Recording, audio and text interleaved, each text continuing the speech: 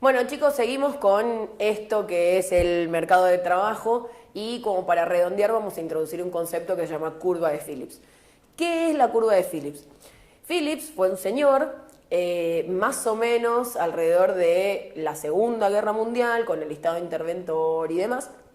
La idea de Phillips era de alguna forma medir relaciones entre variables. ¿Y qué descubrió?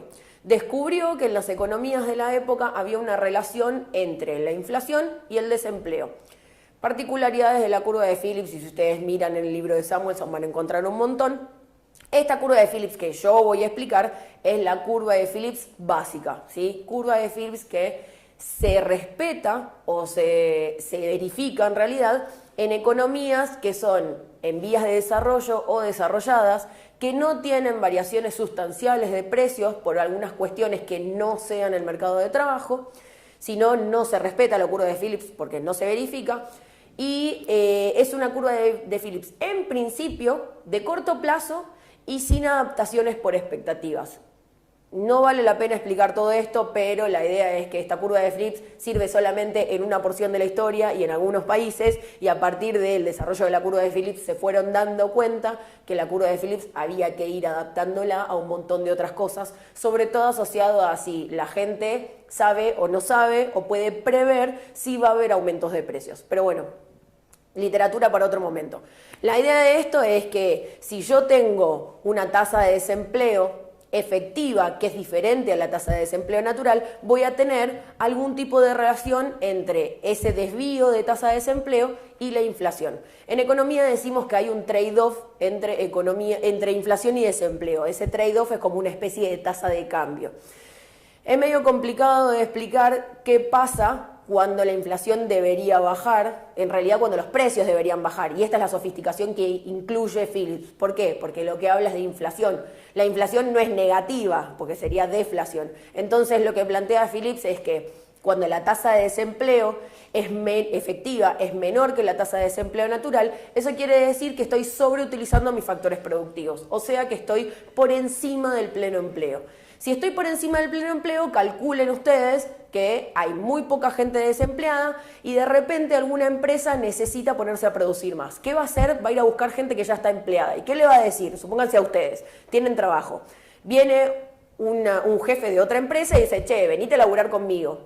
Entonces, ¿qué le van a decir? Bueno, para ir a trabajar con vos y dejar mi trabajo, quiero mejoras en las condiciones de trabajo. O necesito una mejora, por ejemplo, en las vacaciones, o necesito una mejora en el sistema de salud, o necesito un aumento de salarios. Cualquier tipo de mejora implica un aumento del nivel de salarios.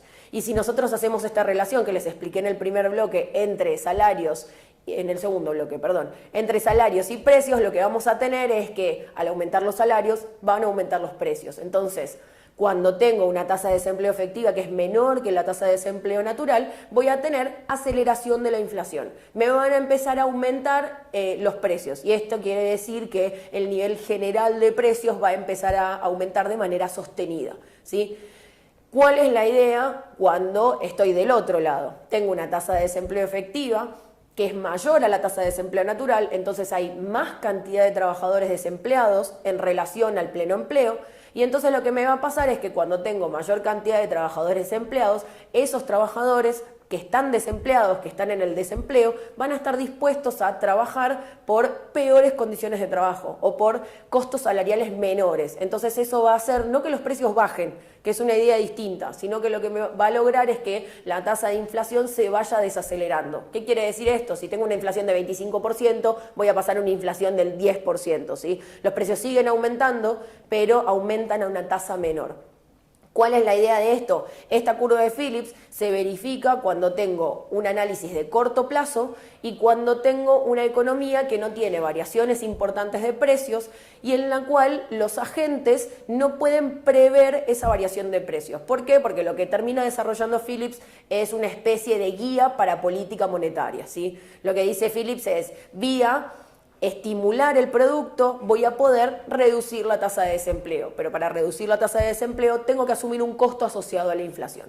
Entonces, ¿qué me pasa? Esto se verifica perfectamente en el corto plazo, ¿sí? Hay una política, la producción crece, puede ser que crezca por encima o llegue hasta el producto natural y entonces voy a tener desvíos de tasa de desempleo y variaciones en la inflación. ¿Por qué no me sirve en el largo plazo? En el largo plazo, si ustedes estudian un poco más la óptica clásica o la óptica keynesiana, van a saber que en el largo plazo la economía está siempre en el pleno empleo. ¿Qué quiere decir que esté siempre en el pleno empleo? Que va a estar siempre en el producto natural. Y si la economía está siempre en el producto natural, entonces siempre voy a estar en la tasa de desempleo natural.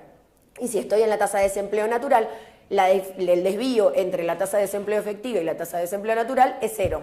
No hay ningún desvío, o sea, son exactamente iguales. Y si no hay desvíos entre tasa de desempleo efectiva y tasa de desempleo natural, no voy a tener variaciones en la tasa de inflación. Entonces, ¿cuál es la idea de esto? Que las políticas, ¿sí?, que me hacen variar el producto y que me hacen variar la tasa de desempleo son efectivas en el largo plazo y entonces la curva de Phillips va a tener una pendiente negativa.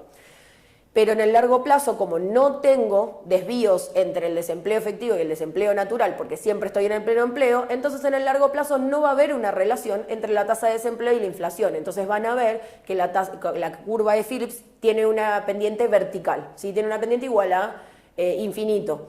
Piensen que va a cortar al eje de la inflación, al eje del desempleo en algún punto y va a ser completamente elástica en términos de inflación. Entonces voy a tener inflación causada por otro tipo de cuestiones, pero no va a haber una relación o no va a haber un trade-off entre tasa de desempleo y tasa de inflación.